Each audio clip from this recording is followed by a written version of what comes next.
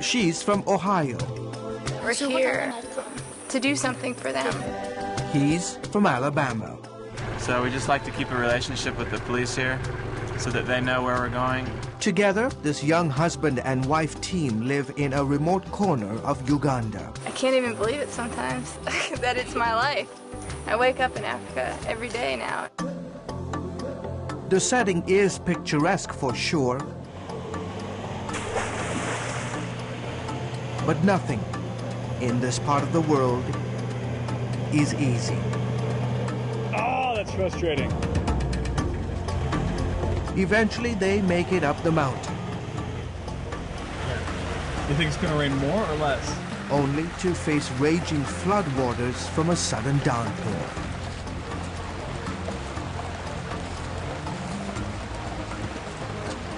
Poor sheep. But this is home. We are on our way to Camion. It's one of the main IC centers, the cluster of villages. Since 2008, Amber and Terrell Schrock have lived among the Ik people. The Ik tribe number about 10,000 and live close to the Kenyan border. She said the pain is in the waist. Is it in the back like this or in the front like this? Amber is a nurse. We have clinic on Monday, Wednesday, and Friday from 9 a.m. to 1 p.m. I've been seeing 75 to 100 people a week.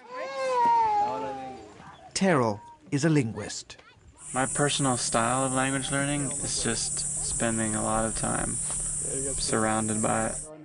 The Ik have always had an oral culture, but thanks to Terrell and his team, the Ik will soon have something they've never had before, a written language. We started on the alphabet. We already have a trial alphabet. And once the alphabet and testing are complete, he'll turn his attention to the main reason that he's here, to give the Ik people a Bible in their own language. I love to translate, so whenever if I get to the point where I can actually translate Ik, I'll be translating anything. Terrell and Amber work for Wycliffe Bible Translators, the world's largest Bible translation organization. Several years ago, Wycliffe launched a project to reach millions of people around the world with a Bible written in their own language. One word that would describe this campaign that you're trying to embark on. God-sized.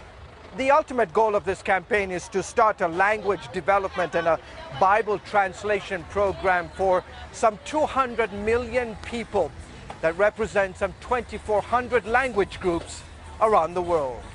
Bob Creason is president of Wycliffe USA. He says 75% of these language groups are located in these three areas of the world. We knew, humanly speaking, that it was going to be impossible unless God was a part of it. To accelerate the pace of Bible translation, teams now rely on computer software that uses related languages to adapt words and phrases to produce an initial rough draft of the Bible. I have friends who have actually created draft New Testaments in a matter of months. Now, it still takes several years to test those New Testaments, but it's cutting down the time that it takes to produce scriptures for communities. And that is music to the ears of the Ik people. We can't wait to read the Bible in our own language. So many people around the world have the Word of God in their native tongue. People in America, Germany, and other parts of the world have the Bible. Now it's our turn. Until that dream is fulfilled, Terrell and Amber continue to lay the foundation for Bible translation by improving the lives of the Ik people through practical ways like basic health education and job opportunities. So she's probably been having contractions. One of those practical ways recently included driving out to the bush. If nothing else, we'll have to figure out a way to carry her. To pick up an Ik mother who was in labor in the middle of an open field. A few hours later, welcome to the world. She welcomed her first baby boy. So by me having a public face and a public ministry with the people, they can look at Terrell and I as a couple and say, we know them, and they're here to help us.